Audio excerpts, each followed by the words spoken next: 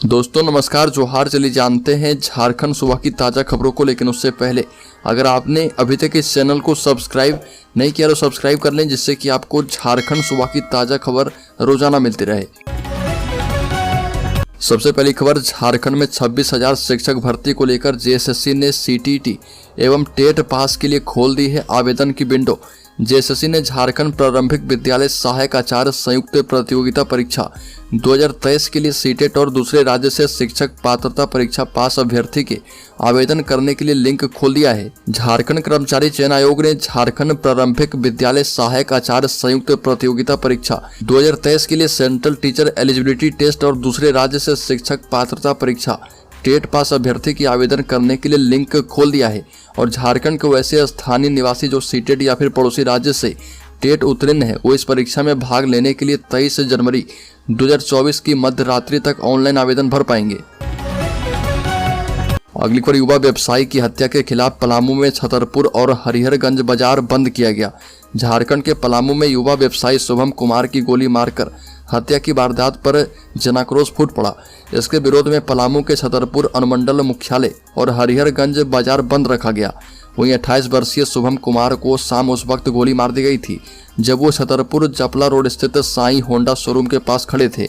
अपराधियों ने उन्हें 4 गोलियां मारी थी और गंभीर हालत में इलाज के लिए रांची रेफर किया गया था और उन्होंने रास्ते में ही दम तोड़ दिया था। अगली खबर, झारखंड के निजी अस्पतालों में आयुष्मान कार्ड पर नहीं हो रहा इलाज, विभाग की इस लापरवाही से भटकने को मजबूर है मरीज। झारखंड के कई निजी अस्पतालों में आयुष्मान कार्ड पर इलाज होने में समस्याएं आ रही है। साहिबगंज में ऐसे कई मामले सामने आए हैं जहां पर आयुष्मान कार्ड धारियों को इधर उधर चक्कर लगाना पड़ रहा। इसका कारण बीमा कंपनियों को बताया जा रहा। अगली खबर, झारखंड में अग्निवीर के तहत वायुसेना में भर्ती पटना वायुसेना स्टेशन के अधिकारियों ने पलामू डीसी से मिलकर भर्ती के बारे में अवगत करवाया है। बता दें कि जिले के उपायुक्त शशि रंजन से उनके कार्यालय में पटना के वायुसेना स्टेशन से आए चयन अधिकारी सार्जेंट प्रदीप सिंह, सार्जेंट हिमांशु एवं सार्जेंट जीएस नेगी ने मुलाकात की और तीनों चयन अधिकारी ने उपायुक्त को एयरफोर्स में 17 जनवरी से शुरू हुए अग्निवीर भर्ती के बारे में अवगत करवाया और उपायुक्त से इस भर्ती प्रक्रिया का जिले में अधिकाधिक एवं योग्य छात्रों के बीच प्रचार प्रसार करने हेतु सहयोग की मांग की है। इस पर उपायुक्त ने जिला शिक्षा अधिकारी एवं जिला जनसंपर्क अधिकारी को आवश्यक सहयोग करने हेतु निर्देशित किया है। अगली खबर, देवघर में बाइक सवार बदमाशों का आतंक बढ़ा, रास्ता चलते मोबाइल पर्स छीनकर हो रहे फरार, पुलिस भी बेबस नजर आ रही है। देवघर में बाइक सवार बदमाशों का आतंक काफी बढ़ गया है। इन बदमाशों ने जहां एक महिला का पर्स छीन लिया, वहीं 2 युवक का मोबाइल भी छीन लिया है। घटना के संबंध में बताया जाता है कि रांगा मोंडा निवासी पंकज महाथा मोबाइल पर बात करते हुए देवघर कॉलेज मोड़ के पास जा रहे थे। इसी दौरान बाइक सवार 2 बदमाश आए और उनके हाथ से तेजी से मोबाइल छीनकर फरार हो गए। वहीं एक अन्य घटना में नीलकंठ विहार कॉलोनी निवासी संजय कुमार झा कॉलेज मोड़ के पास से मोबाइल पर बात करते हुए पैदल अपने घर जा रहे थे और इस दौरान स्कूटी सवार 2 बदमाश मोबाइल छीनकर फरार हो गए। अगली खबर, राज्य में अबुआ आवास के आए 31 लाख आवेदन, हेमंत सोरेन सरकार की उपलब्धियां गिनवाकर के बोले ग्रामीण विकास सचिव चंद्रशेखर। झारखंड के ग्रामीण विकास सचिव चंद्रशेखर ने कहा कि अबुआ आवास योजना के तहत 31 लाख से भी अधिक आवेदन मिले हैं और इनमें से 29 लाख का सत्यापन किया जा चुका है। लगभग 1 लाख आवेदन डुप्लीकेट मिले हैं। राष्ट्रीय ग्रामीण आजीविका मिशन के तहत झारखंड में 2,89,000 सखी मंडलों का गठन किया गया है। इससे 32 लाख परिवारों को जोड़ा गया है और पिछले 4 वर्षों में 1,18,000 सखी मंडलों का गठन करके 15 लाख परिवारों को जोड़ा गया है। अगली खबर, सत्ता पक्ष के विधायकों को रांची पहुंचने का निर्देश, झारखंड मुक्ति मोर्चा कार्यकर्ता भी रांची पहुंच रहे। मुख्यमंत्री हेमंत सोरेन से होने वाली ईडी की पूछताछ को लेकर झारखंड में सियासी हलचल तेज है और बता दें कि झारखंड मुक्ति मोर्चा, कांग्रेस और राजद के विधायक भी रांची में डेरा डाल चुके हैं। कांग्रेस विधायक दल के नेता आलमगीर आलम ने विधायकों से रांची पहुंचने को कहा है। इधर झारखंड मुक्ति मोर्चा की ओर से भी निर्देश जारी किए गए हैं कि विधायक सुलभ रहें और विधायकों को रांची के आसपास ही रहने को कहा गया है। इधर झारखंड मुक्ति मोर्चा कार्यकर्ता भी रांची पहुंचने लगे हैं। एक और बड़ी खबर, मुख्यमंत्री आवास से बाहर निकलने के बाद झारखंड के स्वास्थ्य मंत्री और कांग्रेस के नेता बन्ना गुप्ता ने कहा कि सब कुछ सामान्य है, हम डरे हुए नहीं हैं। ये भी कहा कि एजेंसियों का दुरुपयोग नहीं होना चाहिए, उन्हें कानून के मुताबिक काम करना चाहिए। मुख्यमंत्री हेमंत सोरेन से पूछताछ के दौरान ईडी के अधिकारी ने कुछ दस्तावेज मंगाए हैं और मुख्यमंत्री से लंबी पूछताछ हो रही है। ईडी की टीम अपने साथ आधे दर्जन से ज्यादा फाइलें और खाने पीने का सामान लेकर आई थी और मुख्यमंत्री आवास की सुरक्षा भी लगातार बढ़ाई जा रही है। अतिरिक्त सीआरपीएफ की टीमें तैनात की गई है और ऐसा देखा जा रहा है कि मुख्यमंत्री आवास की सुरक्षा धीरे धीरे और भी सख्त होती जा रही है। पहले से भी भारी संख्या में सुरक्षा बलों को तैनात कर दिया गया है। अगली खबर, सहायक आचार्य नियुक्ति परीक्षा के 13,072 आवेदन रद्द, सीटेट उत्तीर्ण अभ्यर्थी के आवेदन के लिए लिंक जारी। झारखंड कर्मचारी चयन आयोग ने झारखंड प्रारंभिक विद्यालय सहायक आचार्य संयुक्त प्रतियोगिता परीक्षा 2023 के लिए हुए ऑनलाइन आवेदन में 13,072 आवेदन विभिन्न कारणों से रद्द कर दिए हैं। इनमें से कुल 12,429 अभ्यर्थी के द्वारा आवेदन का प्रारंभिक चरण पूरा करने के बाद परीक्षा शुल्क भुगतान नहीं किया गया और इसी तरह 534 अभ्यर्थियों ने परीक्षा शुल्क भुगतान करने के बाद फोटो एवं हस्ताक्षर अपलोड नहीं किया है। साथ ही 109 अभ्यर्थियों के द्वारा ऑनलाइन आवेदन समर्पित करने की अंतिम तिथि के बाद आवेदन किया गया है। अगली खबर, झारखंड में उर्दू शिक्षकों की बल्ले बल्ले इतने पदों पर जल्द होने जा रही बहाली, वेतनमान भी तय है। राज्य में अब उर्दू शिक्षकों की भी कम वेतनमान में नियुक्तियां होंगी। सहायक आचार्य की तर्ज पर इनके भी पद सृजित किए जाएंगे। स्कूली शिक्षा एवं साक्षरता विभाग ने इसकी तैयारियां शुरू कर दी है और राज्य सरकार ने प्रारंभिक विद्यालयों में उर्दू शिक्षकों के वर्तमान में स्वीकृत कुल पदों में उन पदों को सहायक आचार्य के वेतनमान में परिवर्तित करने का निर्णय किया है, जो कि फिलहाल रिक्त हैं और प्रारंभिक विद्यालयों में उर्दू शिक्षकों के कुल 4401 पद स्वीकृत हैं। एक और बड़ी खबर, मुख्यमंत्री आवास में ईडी की टीम तीर धनुष एवं बैंड बाजे के साथ कांके रोड पर बैठे हुए हैं झारखंड मुक्ति मोर्चा के कार्यकर्ता। झारखंड की राजधानी रांची के कांके रोड पर आवागमन बंद है।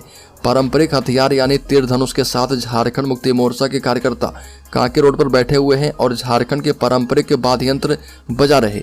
झारखंड मुक्ति मोर्चा के झंडे के साथ पार्टी के कार्यकर्ता सड़कों पर बैठे हुए हैं और मुख्यमंत्री आवास में ईडी की टीम पहुंचकर पूछताछ कर रही है।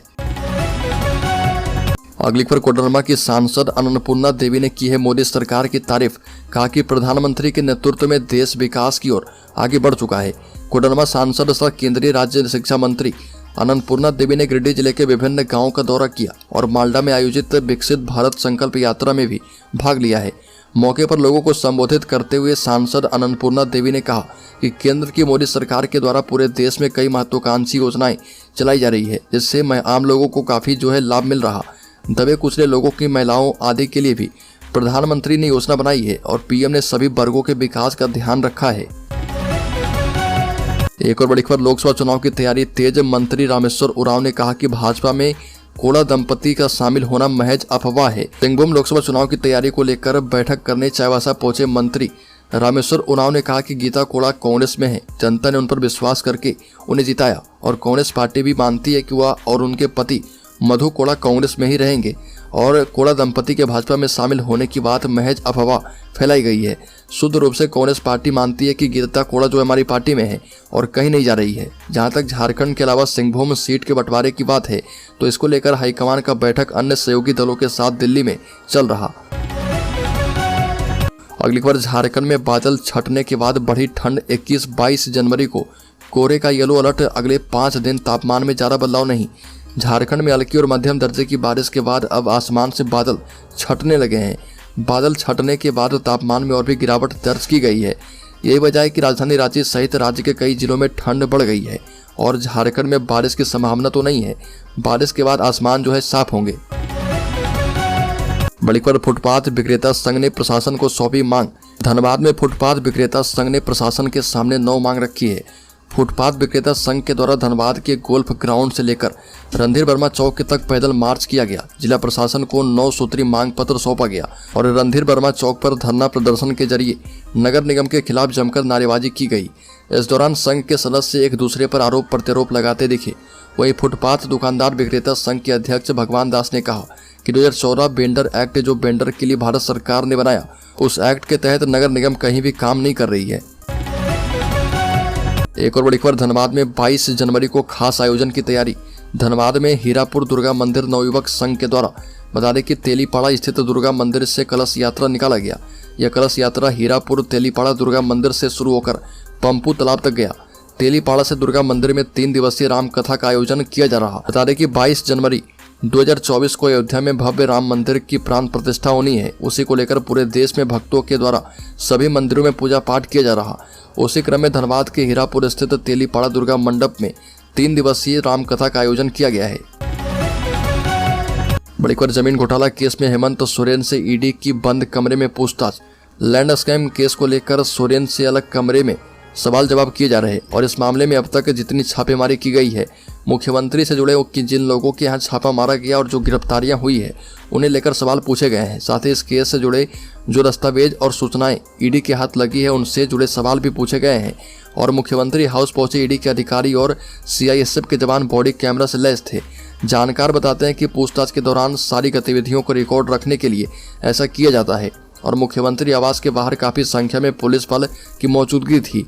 ईडी की टीम 9 गाड़ियों के काफिले में मुख्यमंत्री हाउस पहुंची थी। इनमें से 3 गाड़ियों में अधिकारी थे जबकि 6 गाड़ियों में उनके सुरक्षा में सीआईएसएफ तैनात थी और ईडी टीम का नेतृत्व एडिशनल डायरेक्टर कपिल राज कर रहे थे।